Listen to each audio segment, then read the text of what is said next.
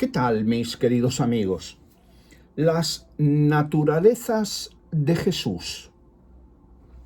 Los creyentes cristianos afirman con potente credulidad y elevadísima imaginación que Dios se hizo carne en Jesús. Es decir, que en la persona de Jesús habitaban equilibrada, conjuntamente y en su plenitud, sin confundirse, la naturaleza divina de Yahvé y la naturaleza humana de Jesús. Esta declaración, del todo magnífica y totalmente anormal, es en sí misma un reto a la inteligencia coherente, pero es el núcleo de la fe. Sin la aceptación obediente de esta pretendida e imposible asociación de naturalezas en Jesús, el cristianismo resulta un papel mojado o el grito de un loco. Tan fundamentalmente importante es esta declaración que de ella depende, según los cándidos amigos cristianos, nuestro destino eterno en el cielo, con aire acondicionado, si la creemos, o en el infierno ardiente y seco, si la negamos.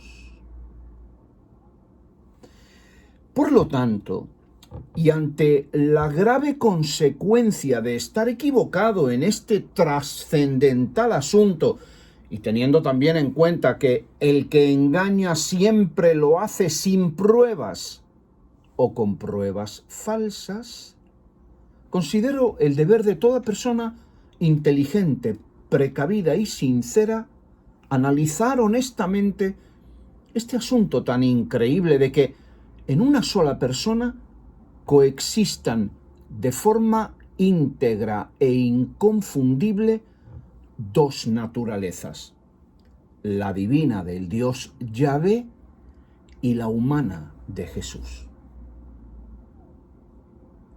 Para empezar, se debe aclarar que la cristiandad no siempre creyó esto. No sé si a lo mejor porque no se atrevía. Al principio, tal vez por la complejidad de este asunto, estuvieron un poco despistados.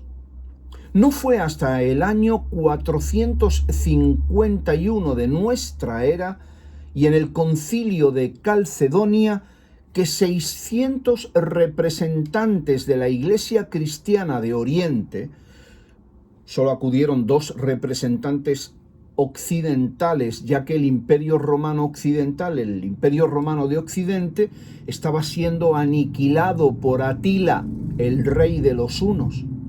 Estos obispos declararon firme y obligatoria la unión hipostática, que es como se conoce a esta unión imposible de dos naturalezas en un solo individuo.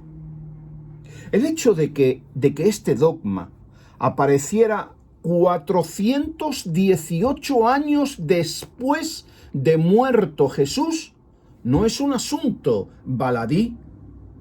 Por lo tanto, cabe preguntarse, ¿por qué tardarían tanto tiempo en llegar a una conclusión tan fundamental y de tanta repercusión para su fe?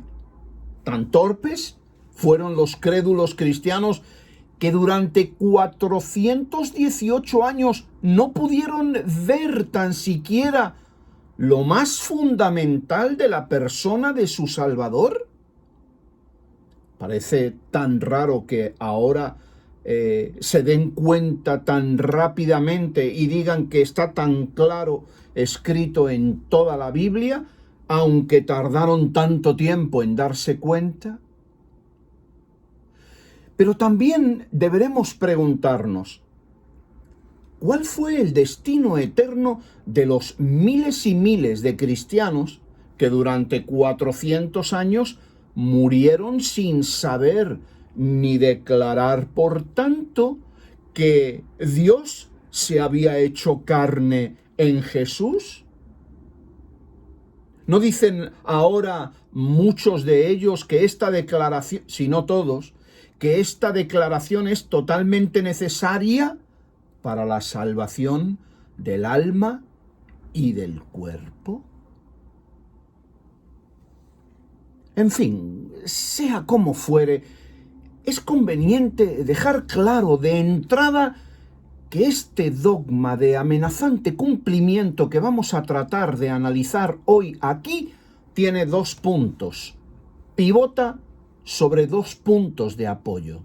El primero es la lucha de poder entre los nestorianos, arrianos, eutiquianos, diofisistas, monotelistas, cirilianos y demás facciones conciliares que lucharon por oficializar sus puntos de vista sobre las esencias naturales de Jesús y de cómo ellas se complementaban. El otro, lo que interpretaron algunos de los magos teológicos calcedonianos, apoyados por el emperador Marciano, de lo que estaba escrito en algunos libros de la Biblia sobre el Dios judío y Jesús.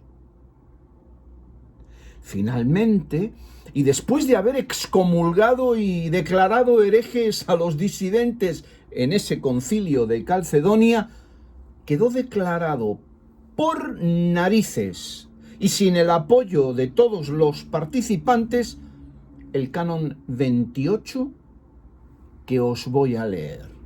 Dice así: que se ha de reconocer a un solo y el mismo Cristo, Hijo Señor unigénito, en 2 naturalezas, sin confusión, sin cambio, sin división, sin separación, en modo alguno borrada la diferencia de naturalezas por causa de la unión, sino conservando más bien cada naturaleza su propiedad y concurriendo en una sola persona y en una sola hipóstasis, no partido o dividido en 2 personas, sino uno solo y el mismo unigénito Dios, Verbo, Señor Jesucristo.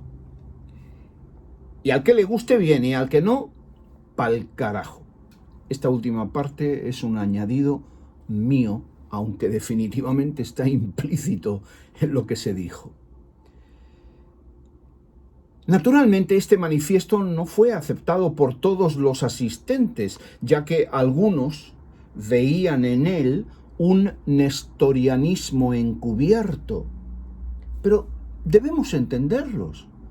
¿Cómo será posible estar completamente de acuerdo en asuntos que son totalmente intangibles e imperceptibles?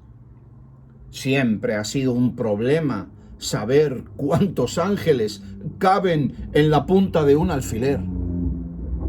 Por lo tanto, y ante esta contundente y autoritaria afirmación de un asunto tan etéreo, impalpable y sutil, cabe preguntarse: ¿por qué promulgan con tanta seguridad y amenaza que en la persona de Jesús se encuentran 2 naturalezas disímiles plenamente? ¿Acaso son ellos capaces de reconocer la esencia humana en su plenitud perfecta? ¿Poseéis la capacidad inaudita de reconocer la totalidad exacta de la sustancia divina y esta unida a una persona sin amalgamarse con ella? ¿Con qué clase de perceptividad podéis lograr esa inaudita determinación? ¿Qué clase de seres fantásticos sois que veis lo invisible, conocéis lo incognoscible y emitís juicio determinante sobre ello? Un punto muy importante, si os fijáis, es que la explicación calcedoniana no explica, no demuestra, no especifica, sino que impone la voluntad y criterio de los que detentaban el mayor grado de poder en aquella reunión. Los obispos allí reunidos no supieron cómo dar razón de sus conclusiones, porque cómo explicar lo inexplicable, cómo revelar el mecanismo de lo misterioso, imposible. Pero si es inexplicable y misterioso, si es una imposibilidad, ¿cómo es que se atrevieron a definir y determinar? Y aún más, ¿cómo es posible que se obligue a aceptar esta mascarada patética? A estos obispos conciliares y a los que hoy obedecen sus conclusiones sin base racional alguna, se les debe también preguntar: ¿cómo podéis hablar sin saber? ¿Cómo podréis ser tan locuazmente engreídos y soberbios? ¿Qué clase de masa necia forma los pliegues de vuestro cerebro que sois tan capaces de expresar tonterías tan profundas?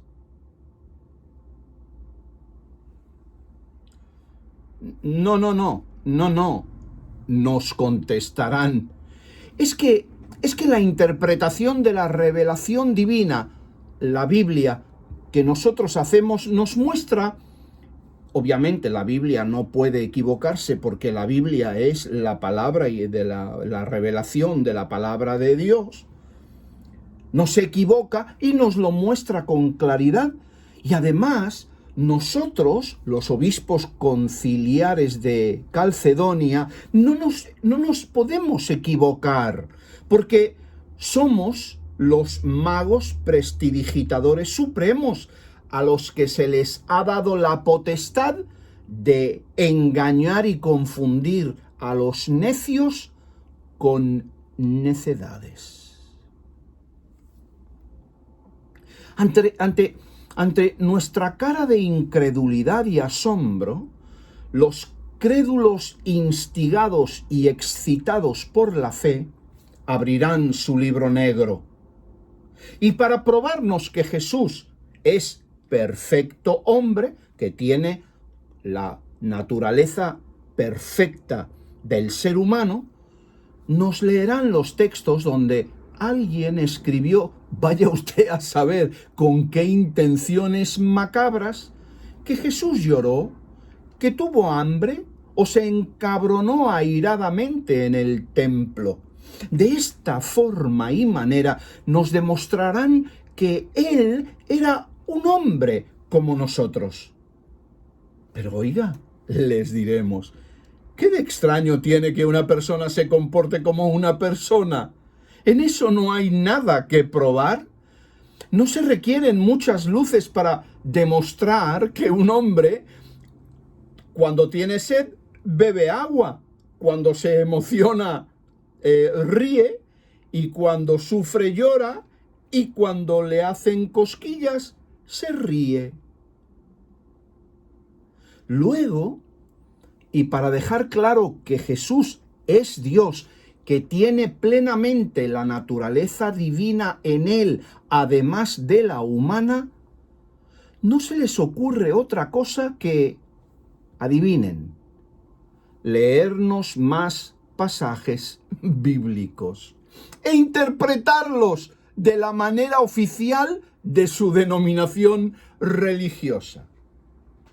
Por ejemplo, nos leerán Juan 1:1, donde el escritor helenizado del Evangelio de Juan deja absolutamente claro y sin duda alguna que ahora resulta que Jesús ya no solo es el Cristo, sino que también es el Logos de Heráclito.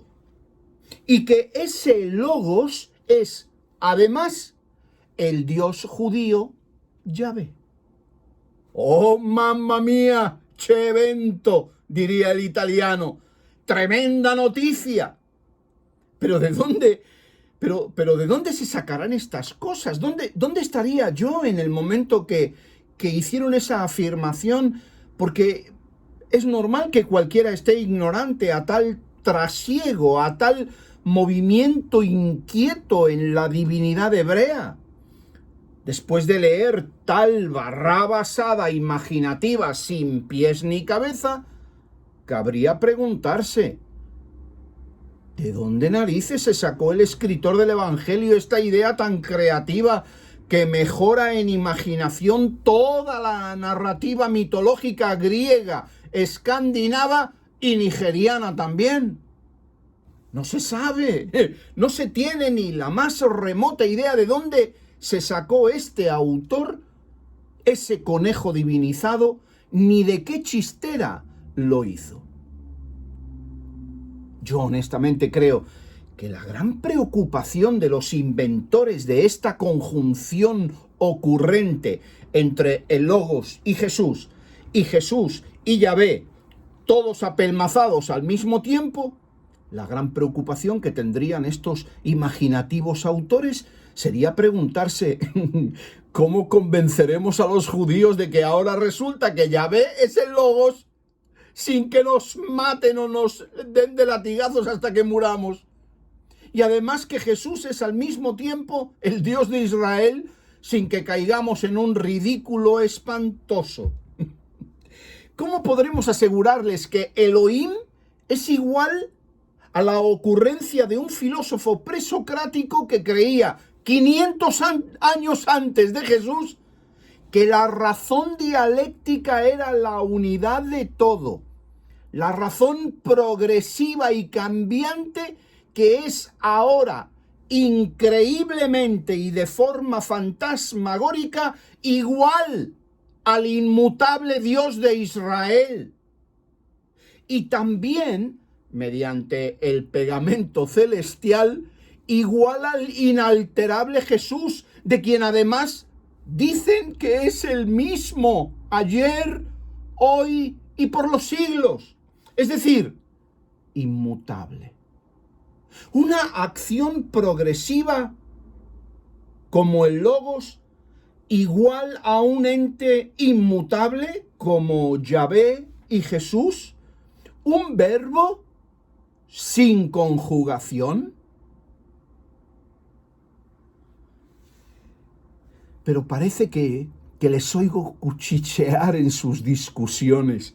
No te preocupes de los religiosos judíos, hombre, que si esto del Logos y Jesús y Yahvé y el Logos, vaya ensalada. Si esa mezcolanza cuela, les vamos a pasar por encima como una apisonadora. De los gentiles no te preocupes, eso se tragan cualquier imbecilidad. Recuerda, los gentiles son lerdos por naturaleza. Ponles ahí encima de la frente un término filosófico y verás cómo se tragan cualquier cosa. No contentos con esto y para demostrar su desquiciado punto, los artesanos del encolado de naturalezas nos leerán alguna profecía judía interpretada, como siempre, de forma subjetiva y parcializada, totalmente contraria al contexto de los escritos judíos que enfatizaban, so pena de muerte, la unicidad del Dios hebreo y su naturaleza exclusivamente única, la cual defienden los judíos hasta la muerte cerebral. En realidad, es que en este asunto, como en muchos otros, hagan lo que hagan, inventen lo que inventen, se les ocurra lo que se les ocurra, a los cristianos, a los teólogos cristianos, se les escapa la tortuga coja y bizca, ya que la alegada unión de la naturaleza divina de Yahvé con la naturaleza humana de Jesús va totalmente de frente contra la expresión nuclear fundamental de los escritos hebreos. El Dios judío es único, es uno, y su inmutabilidad le impide ser otra cosa.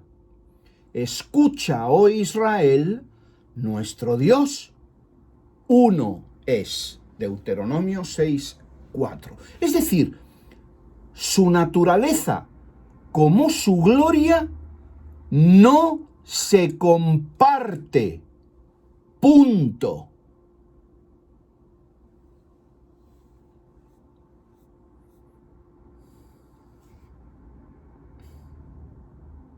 No obstante, y según el desvirtuado objetivo cristianizado, dicen que la Biblia apoya las dos naturalezas en Jesús. Por lo tanto, debemos preguntarnos, ¿de dónde vino cada una a unirse? ¿Cómo o en qué grado las dos naturalezas se unen? ¿O si cada una trae adosada su propia voluntad? ¿O resulta que hay dos naturalezas, pero una sola voluntad en Jesús? ¿Cómo se explican todas estas preguntas y muchas más? La Biblia, que es la que se supone que tiene que contestar y aclarar sus propias afirmaciones, calla ignorante y cobardemente. Calla porque no sabe o no contesta. Resulta que los pormenores fundamentales explicativos de sus propias afirmaciones se los deja a los ingenieros de la fe, que apoyados en el espíritu artístico de la abracadabra y en su autoritarismo rabioso, son capaces entonces, como ya hemos visto y veremos más adelante, de imaginarse las barrabasadas más ocurrentes para explicar con suma claridad todo lo inexplicable y contradictorio. Sea como fuere, conviene recordar que de nuestra postura sobre esta dicotomía de naturalezas en una persona depende seriamente que seamos crédulos en Jesucristo o no. Y por tanto, nuestro destino eterno sea sentados en las nubes del cielo con aire acondicionado o en el infierno con un brasero candente debajo del culo.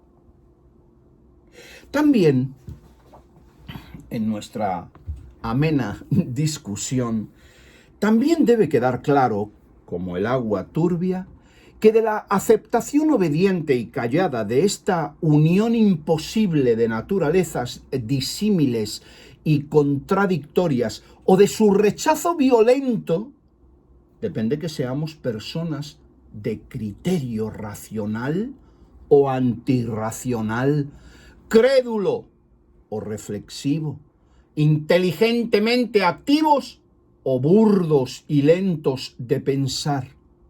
Porque en realidad estamos ante el asunto más importante y definitivo para calibrar el nivel de nuestra propia inteligencia.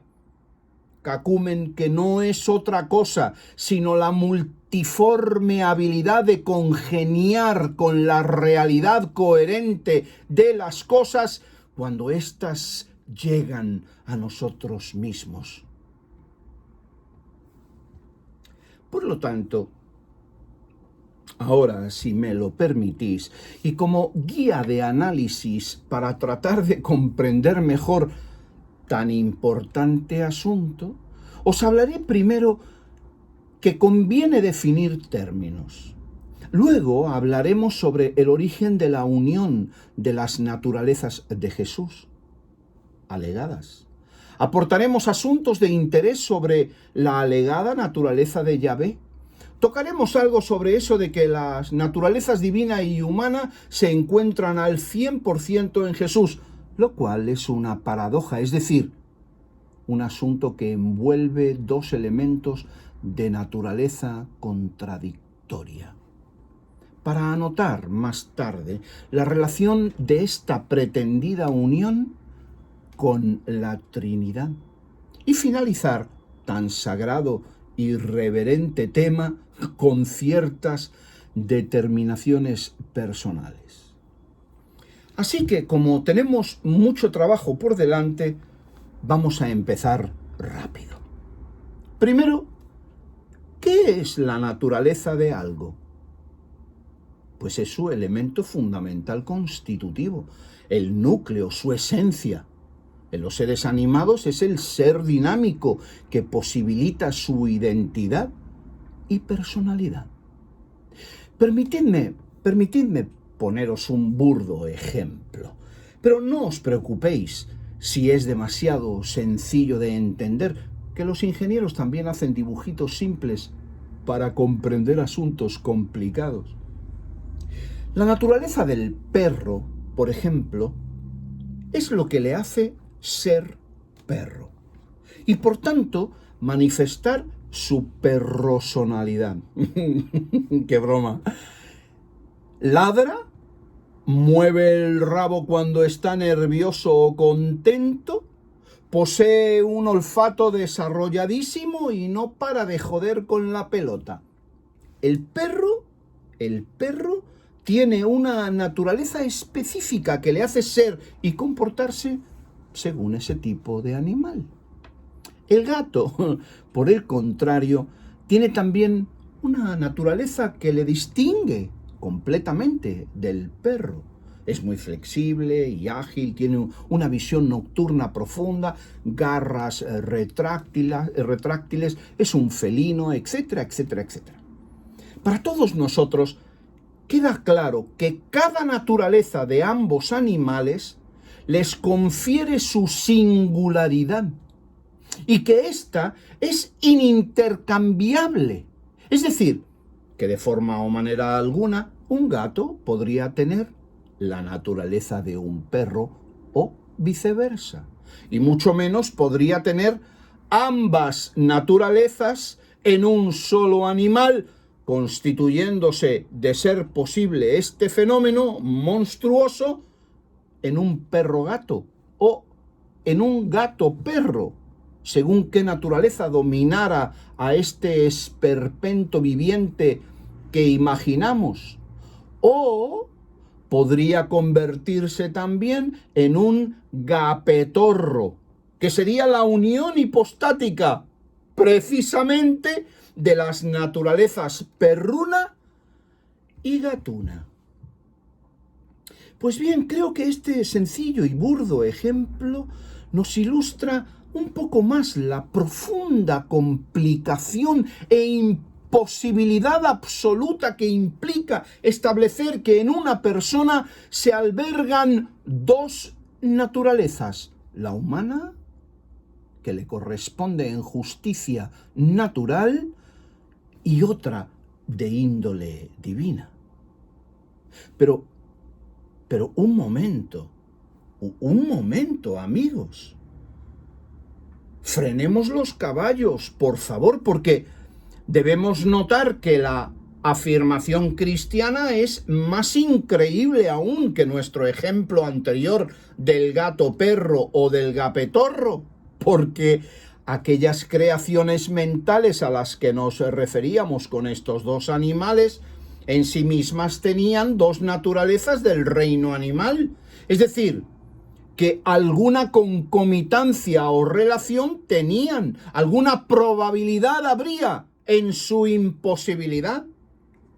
Pero lo que afirma la cristiandad sobre las naturalezas en Jesús es todavía algo muchísimo más increíble e imposible de suceder, ya que lo que se alega ser cierto es que en Jesucristo no subsistían dos naturalezas, digamos, en algún lejano punto coherentes la una con la otra, sino que en Jesús se unen, según ellos, sin confundirse, sin cambio, sin división, sin separación, apelmazarse o mixtificarse mutuamente, dos naturalezas plenamente disímiles que en lógica elemental son totalmente excluyentes entre sí, ya que tanto lo divino, repele esencialmente lo humano, como lo humano imposibilita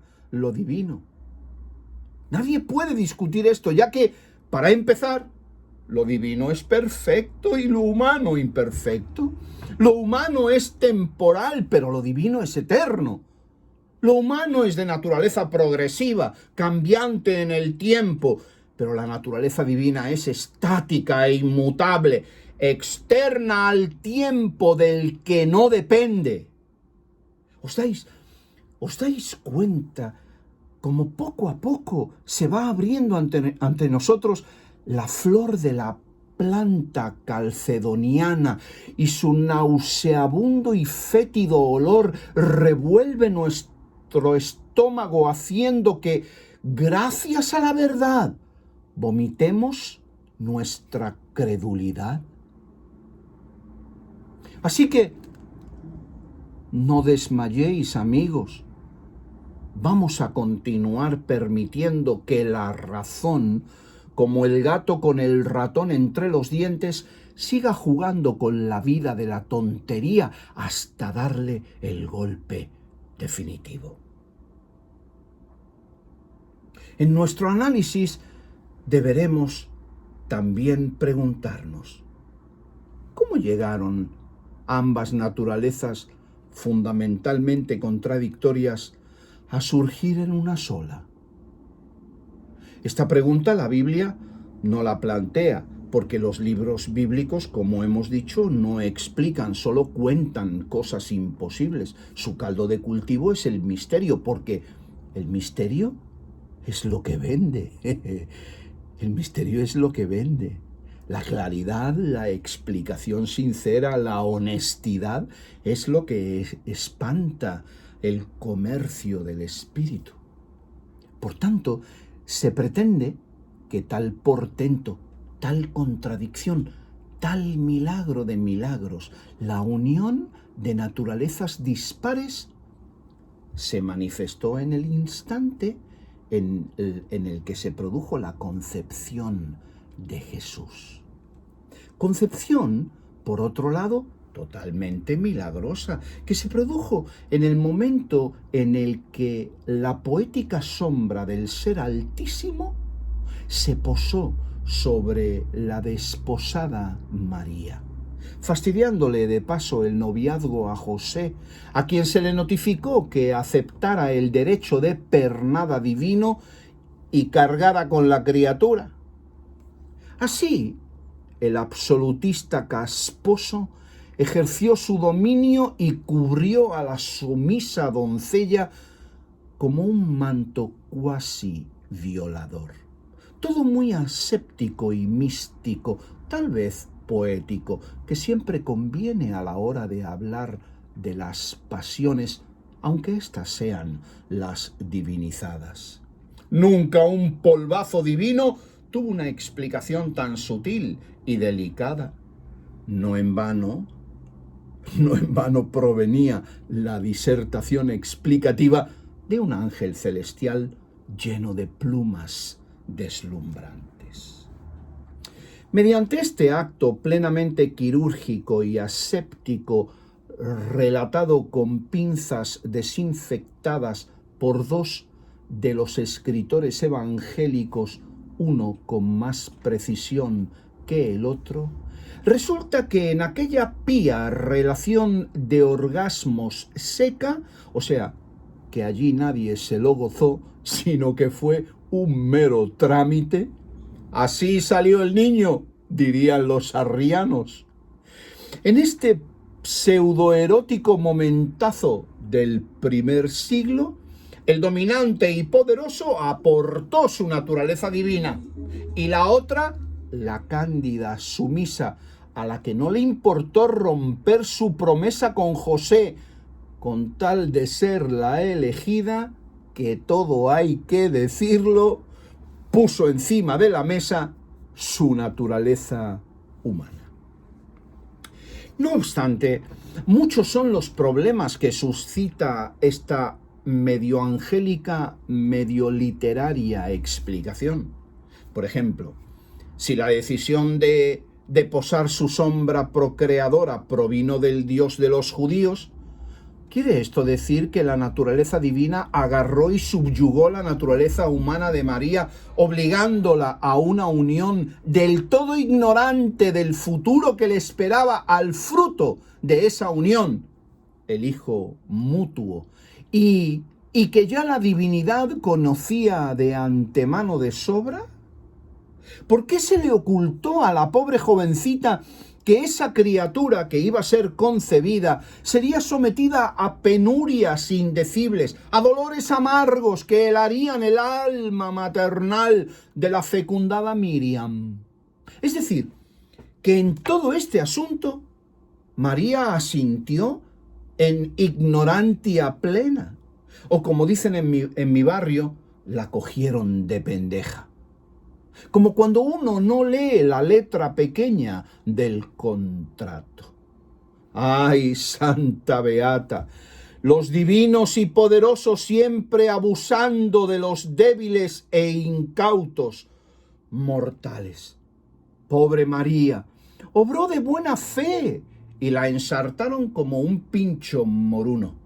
Tal vez si le hubieran informado de las consecuencias de aceptar la proposición divina de Yahvé y el ángel no se le hubiera puesto todo de color de rosa, tal vez María hubiera sacado al ángel mamporrero a escobazos de su casa, dejándolo como un pollo cocido a fuego lento. Y claro, en ese caso con el mensajero angelical divino corriendo desplumado por todo Nazaret, no habría habido insuflación místico penetrante alguna. Es decir, que lo divino se hubiera quedado cachondón y sin novia, y María se hubiera vuelto arrepentida a aquel a quien le había prometido feliz matrimonio, es decir, a su novio José. Como Dios manda que las promesas se respetan aunque haya proposiciones divinas de por medio. ¿Ah? Además de lo dicho, jocosamente, permitidme seguir hurgando en esta herida imaginativa. ¿No fue esta proposición un acto de divino machismo que requirió la tan criticada hoy en día por muchos cristianos, precisamente, complacencia servil femenina de hágase en mí según tu voluntad, que sigue siendo la forma de relación matrimonial sumisa de muchas mujeres católicas, siguiendo las recomendaciones de algunos de sus curas católicos? Aguanta, hija mía, aguanta, que Cristo sufrió más golpes que tú y no se quejó tanto. Además, si tu marido te mata, eso que ganas, irás al cielo, tonta, a gozarte con tu Señor y sus ángeles. No se rían, eso pasa. En fin, permitidme otra pregunta tonta más en la interminable lista que este asunto produce. Cuando María aportó la naturaleza humana, ¿fue junto a esa naturaleza unido a ella el pecado, que según el cristianismo es inherente a la naturaleza humana? Para ti y para mí, que somos personas inteligentes y reflexivas que piensan antes de hablar, proponer esta pregunta te parecerá una tontería, pero para los crédulos cristianos es un problema y serio, porque ¿cómo va a juntarse la absoluta perfección con el absoluto pecado? Faltaría más. Si así hubiera sido, Jesús hubiera resultado ser un drogueta pendenciero y navajero a quien María y José hubiera tenido que regañar continuamente. Tú, trasto, no te juntes con esos tipos de mal vivir, que vas a salir igual, pero con más poder, con mucho más poder. Es decir, Jesús hubiera sido un Loki, cualquiera. Ante este tan grave problema, tan gravísimo problema, los protestantes, por ejemplo, intentan esquivar el golpe hábilmente y dicen que que Dios es poderoso para hacer lo que le da la gana y que su poder limpió de pecado la naturaleza humana que María aportaba en el momento de la concepción. O también otros nos asegurarán que María no aportó nada, sino que Dios, en el ejercicio de su poder, creó en el acto de la cobertura asexual una persona de naturaleza dual, así porque sí, que para algo es Dios y hace lo que le da la gana. Vamos, no me joda usted. Los católicos, nuestros amigos católicos, grandes amigos católicos, más racionales en su irracionalidad, porque eso es lo que son, en su irracionalidad autoritaria, se sacaron de la manga 1800 años después de muerto Jesús, 1800 años después de muerto Jesús, que María no tenía naturaleza pecaminosa, ya que sus padres la concibieron sin pecado original, o lo que se conoce como el dogma de la Inmaculada Concepción de María, que hace a María un ser tan increíblemente magnífico como Jesús. Toda esta oda a la estupidez humana es responsabilidad del imaginativo Papa Pío IX y de los que le rodeaban, que, puestos a decir absurdos sobre necedades, aquí no se sabrá nunca a quién se le tiene que dar el premio. Llegado este momento, queridos amigos, llegado este momento, debemos parar y tomar aire, porque tanta imaginación nos supera considerablemente. En este preciso momento debemos darnos cuenta de la forma y manera tan descarada y descabellada en la que se desenvuelve el caradura espíritu teológico crédulo. Debemos observar de qué despreciable manera se van poniendo una mentira encima de la otra y otra sobre la anterior hasta lograr una situación imposible que explica un asunto increíble sobre otro más increíble todavía. Luego, cuando ya están agotados de formular tanta estupidez,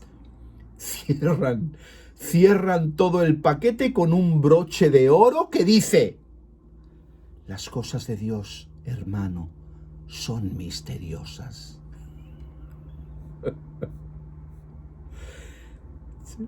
30 años estuve yo creyendo esas imbecilidades.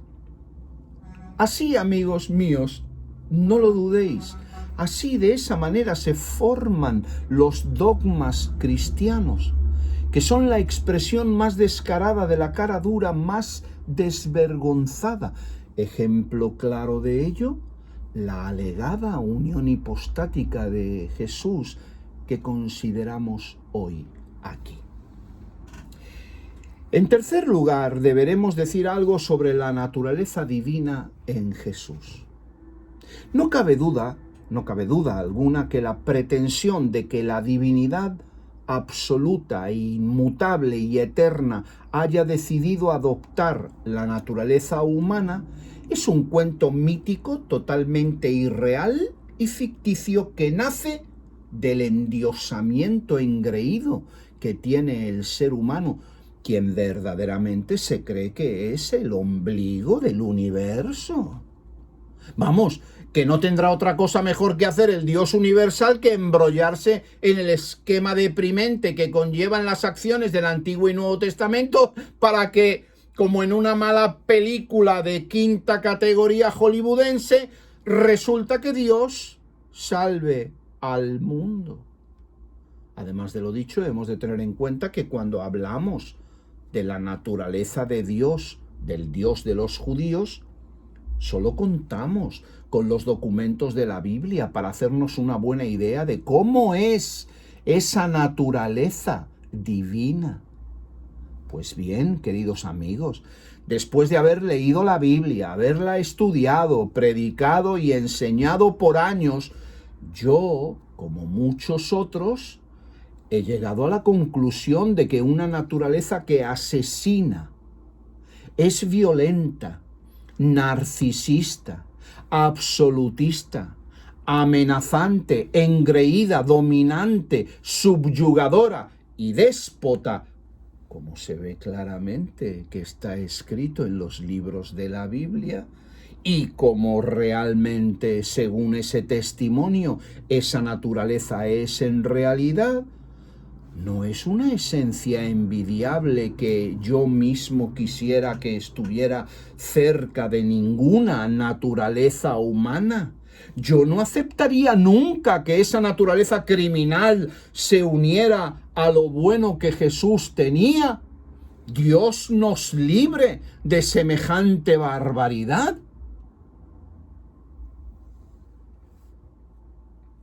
Sea como fuere, el caso es que algunos gritan al aire, con una fe incorruptible, que la naturaleza humana y la divina se unieron y que Jesús fue 100% divino y 100% humano en una sola persona. Y yo, como algunos de ustedes, me pregunto, ¿puede ser esto posible aún en el reino de la imaginación y la fantasía? Porque a mí me parece que aquellos que escribieron en la Biblia que Jesús poseía la naturaleza divina al 100%, no tenían ni la más remota idea de lo que decían. Porque ¿cómo se podrá reconocer lo que es incognoscible? ¿Cómo se podrá medir lo incalculable? Solo se puede decir que Jesús tenía naturaleza divina cuando no se tiene la menor idea, ni tan siquiera de lo que es lo divino. Si se asegura que en Jesús habitaba corporalmente toda la plenitud de la deidad, como hace el escritor bíblico de Colosenses 2:9, se debe preguntar, ¿qué medidor de naturaleza divina tenía ese escritor para alegar tan contundente y asertiva afirmación? ¿Acaso un petrimetre coronado de amanuense divino que no se sabe ni quién fue está capacitado para determinar algo sobre la naturaleza divina y su cantidad, que es algo esencialmente inconmensurable e indefinible? La verdad llana, queridos amigos, que con paciencia escucháis este mensaje tan largo, es que la alegación de que en Jesús habitaba plenamente la naturaleza divina es una afirmación impulsiva que choca con la inmutabilidad necesaria de Dios. Dios no cambia. En la divinidad no hay cambio ni mudanza de variación. De la misma manera que Dios no puede hacer una piedra tan grande y pesada que Él mismo no pueda mover, tampoco su naturaleza puede cambiar o menguar para vivir en un cuerpo humano. La unión de naturalezas en la persona de Jesús es un disparate, una contradicción absoluta que atenta contra la inmutabilidad de Dios, así como contra la inteligencia humana. Ahora bien, si la unión hipostática es una locura contradictoria, antibíblica, antifilosófica y antirracional, ¿por qué se declaró dogmática en el Concilio de Calcedonia? ¿Por qué la afirman todos los que dicen que son crédulos cristianos? Bueno, pues porque sin ese encolado teológico de dos naturalezas en Cristo, no hay Trinidad. Y sin ambas, No puede existir el cristianismo con su pretendida obra salvífica. Fíjense de qué ladina manera el cristianismo necesita poner una mentira encima de una contradicción y ambas sobre una imposibilidad absurda para luego decir que todos sus argumentos son misteriosos y que por tanto se debe tener fe en lo absurdo. Fijaros en esta estratagema, fijaros en ella, porque es una fórmula replicante, siempre se repite. Primero, la autoridad religiosa asegura que los libros que ellos han recopilado son la palabra del único Dios verdadero que muestra en sus páginas su plan eterno. Segundo, que solo sus teólogos pueden interpretar esos libros de forma fiel y acorde al espíritu de aquel Dios, como hicieron los obispos de Calcedonia. A continuación, usarán los relatos míticos, las alegorías, los cuentos, las hipérboles, las metáforas y la literatura fantástica allí expresada para obligar obediencia y amenazar con castigos si se discrepa alegando uso de razón. Ese es el esquema revelado del que este irritante y pérfido asunto, por no decir idiotizante asunto, de que en una persona existen de aquella manera indescifrable dos naturalezas que se oponen naturalmente en esencia, es una clara y patente muestra. Idiotez, estupidez, imaginación, idiotez encima de tontería, estupidez sobre necedad, imaginación contradictoria en el tope de la incongruencia. Así se crean y relacionan todos los dogmas cristianos. ¿Pero se darán cuenta? No, ¿qué va? ¿Qué se van a dar cuenta? Tú diles que es un misterio y que tienen que tener fe para creerlo y ya verás cómo caen como moscas y hasta defienden lo absurdo como si fuera fruto de la inteligencia más cabal. Ten fe y sigue predicando idioteces. Cuanto más absurdo es el asunto, más creerán. Lamentablemente es así. Usted, querido amigo, debe elegir y definir su vida sobre la razón y la evidencia o sobre imaginaciones de individuos enajenados que vivieron hace 1569 años. De usted depende que su inteligencia siga prosperando y enriqueciéndose o que usted se embrutezca cada vez más creyendo y defendiendo que imposibilidades necias son verdades absolutas. Como por ejemplo, que existen los gapetorros, que son seres con una sola voluntad, pero con dos naturalezas unidas en un solo animal, o cosas por el estilo.